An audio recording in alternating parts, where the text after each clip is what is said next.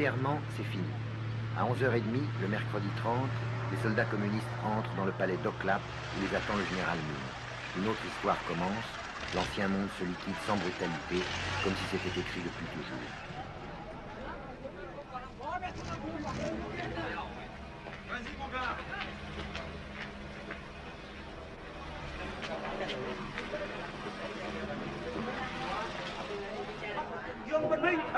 Nous avons capturé Gérard Mine, président depuis 2 jours seulement.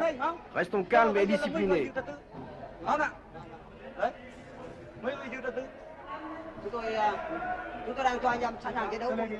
Je donne le pouvoir à ceux qui sont beaucoup plus mérités que moi.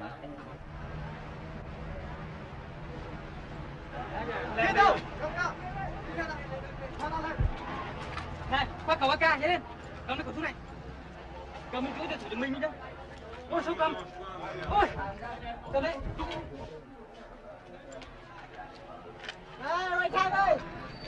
Quelques soldats perdus continuent à tirer. Ici, l'ancien hôtel de ville de Saigon.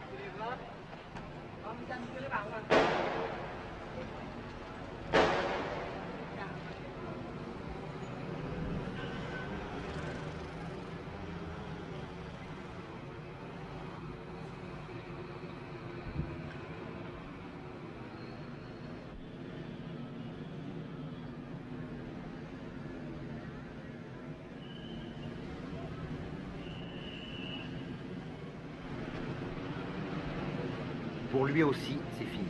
Un colonel des forces de sécurité a tiré un trait sur l'ancien régime et sur sa vie qui ne voulait plus rien dire.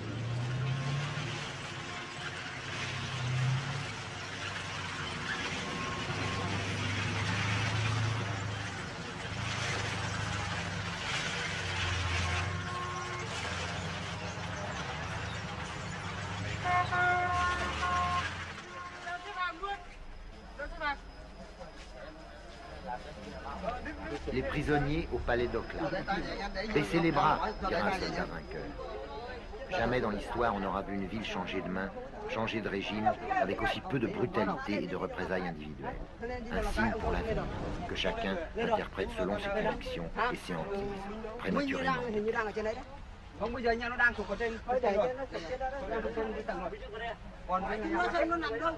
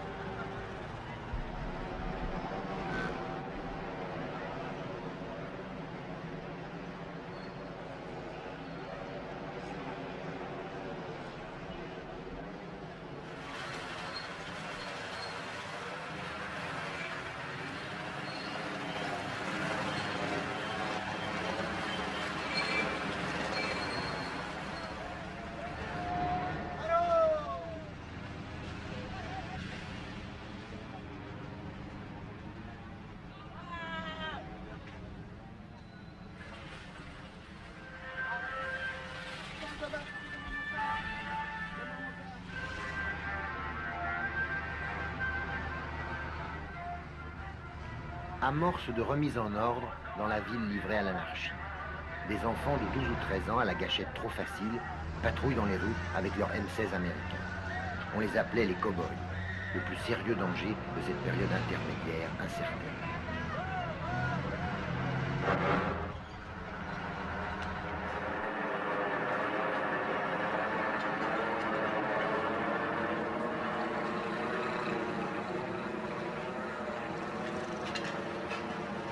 Les écoliers, pratiquement et symboliquement, nettoient Saigon de ses ordures passées.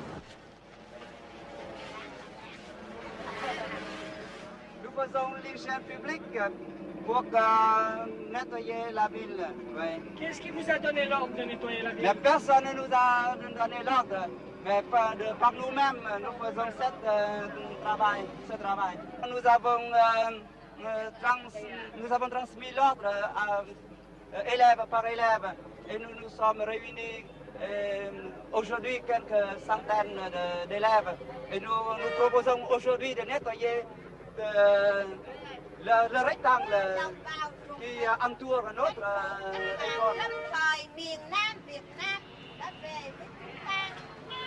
Chers camarades et compatriotes, le gouvernement révolutionnaire provisoire a libéré Saigon et maintenant notre ville s'appelle Ho Chi Minh. Les petits hommes verts s'installent. Ils font connaissance avec Saigon, Saigon fait connaissance avec eux. La ville s'adapte grâce à sa traditionnelle souplesse. Elle joue le jeu de la victoire, un jeu qui ne sera pas sans lendemain. Parfois dans l'enthousiasme, parfois dans le doute. Malin, trop malin celui qui essaye déjà de faire la part des choses.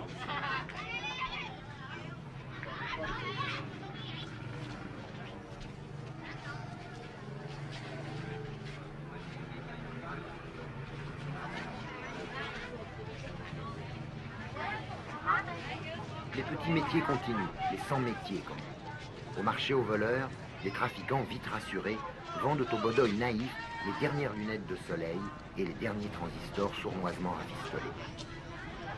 Les jolies Saigonaises, qui avaient rangé un instant leurs décadents vêtements de couleur, ressortent tout leur charme.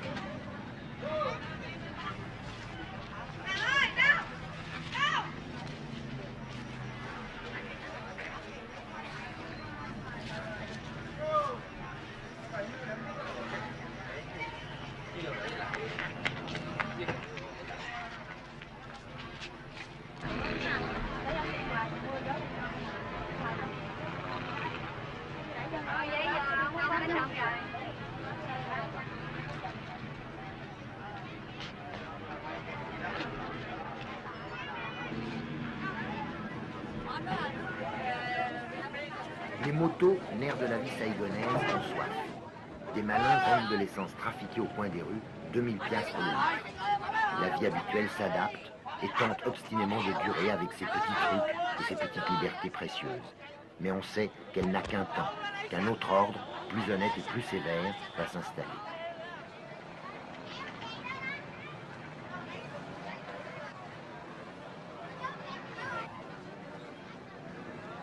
Il y en a qui sont prêts à tenter l'expérience du bonheur collectif de bon cœur. Mais pour certains, pour certaines, c'est un déchirement.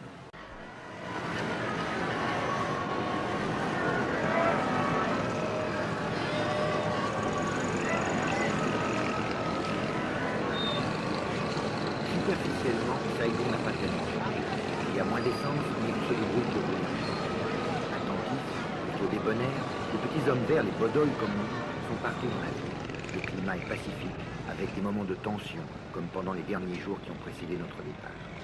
Les combattants du Nord, responsables de la force de frappe révolutionnaire, puis les maquisards du Sud, découvrent une vie étrange, après tant d'années de danger mortel et d'austérité dans la journée. Les gens de Saigon s'apprivoisent au son des haut-parleurs qui diffusent, assez lourdement, des slogans dont personne n'a vécu.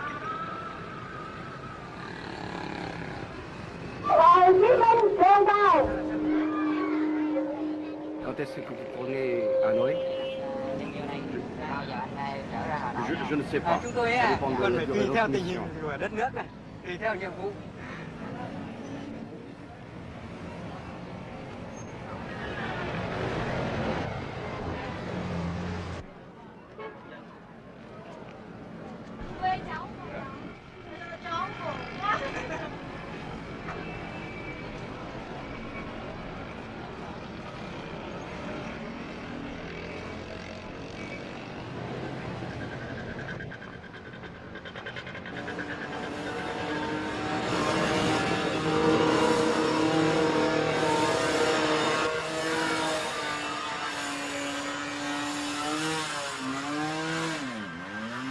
Leçon de conduite dans la ville. Les bodoïs rencontrent les choses de l'Occident.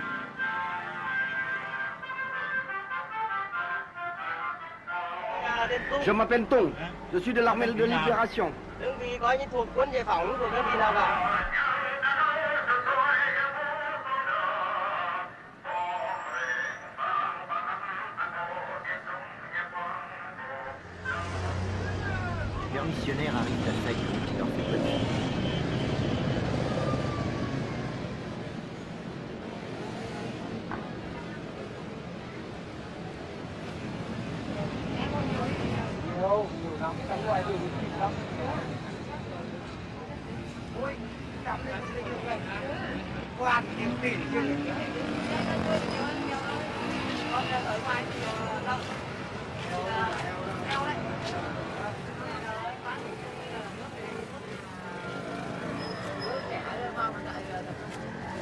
J'ai quitté mon fils quand il avait 3 ans, maintenant il en a 7 et il va à l'école.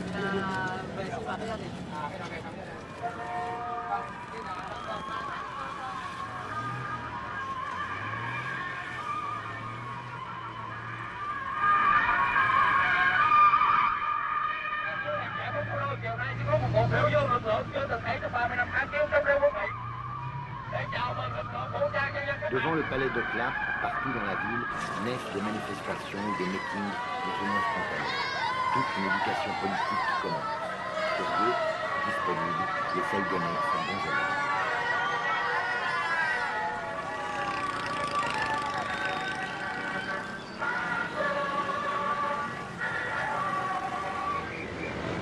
Le premier jour, plus de police, plus de maintien de l'ordre.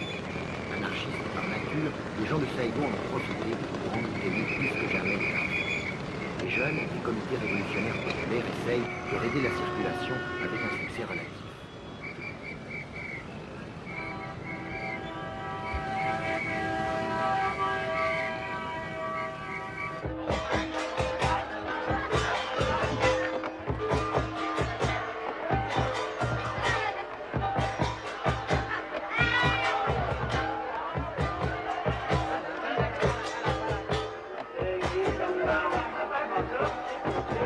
Les grandes manifestations permettent à la foule de Saïgon d'assimiler les slogans et d'apprendre l'enthousiasme de masse. On y ressent le soulagement de la paix, une indiscutable fierté, une ivresse d'indépendance et aussi l'inquiétude d'une nouvelle sorte de vie peut-être trop bien réglementée.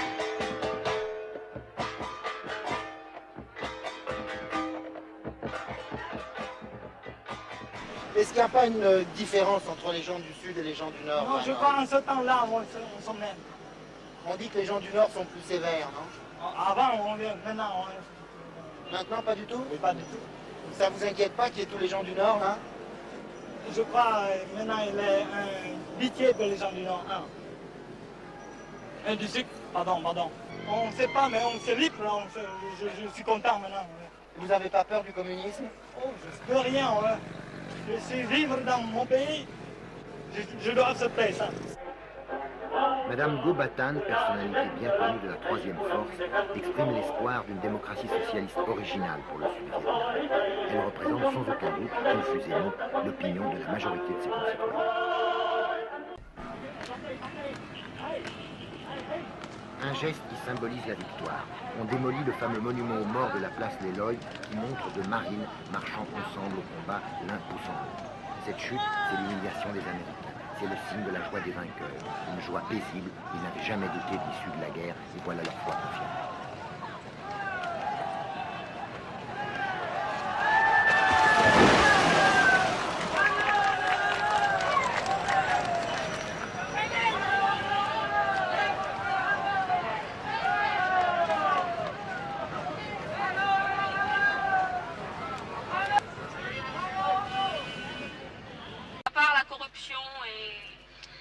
Et si le gouvernement est dur, qu'est-ce que vous allez faire?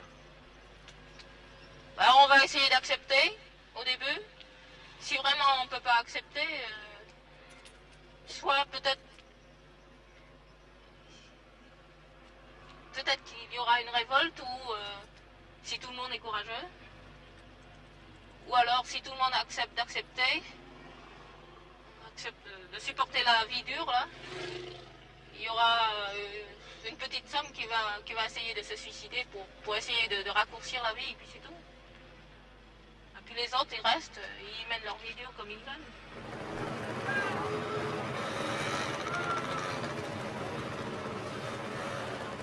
Pour d'autres, pas tellement nombreux sans doute, il n'est absolument pas question de jouer le jeu du socialisme, quel qu'il soit.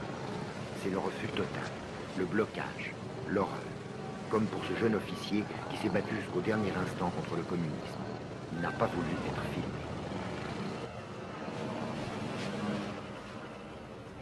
Tant que la liberté existe encore au Vietnam, Je désirais vivre au Sud-Vietnam, c'est mon pays. Je prenais la défense de mon pays en tant que soldat. Ce qui veut dire que je ne porte pas les habits militaires pour défendre le régime de Thieu. C'est un régime pourri, mais tout le monde y retrouve son compte. À vrai dire, c'était une mode de vie qu'on a appris à vivre avec. Il y avait beaucoup de liberté dans cette pourriture. Je porte les habits militaires pour défendre mon pays contre le communisme.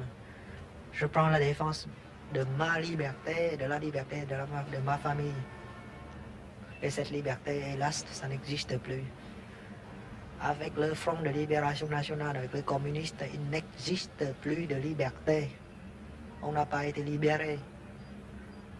On est fait prisonnier. Et on subira toutes les conséquences. Il n'existera plus de liberté.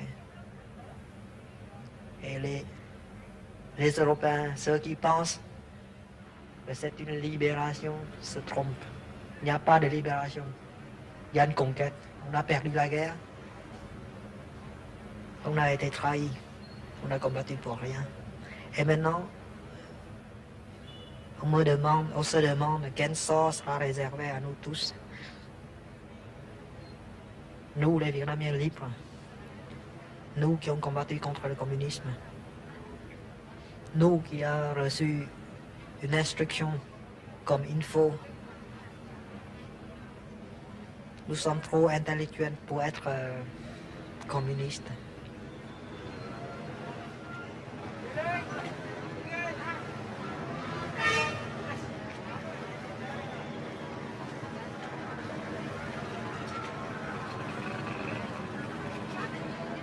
C'est un travail collectif.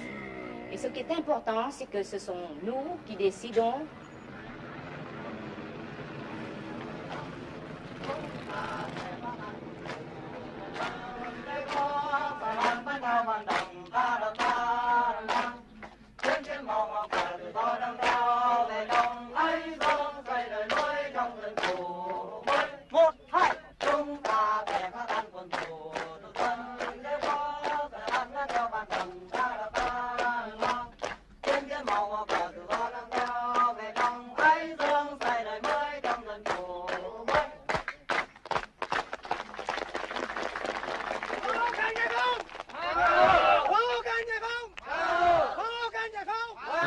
Madame le commandant Nguyen Ngoc Dung trace le chemin, raisonnable et heureux, d'un socialisme librement consenti.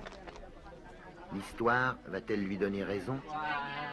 La personnalité du Sud, originale et individualiste, sera-t-elle tant soit peu respectée?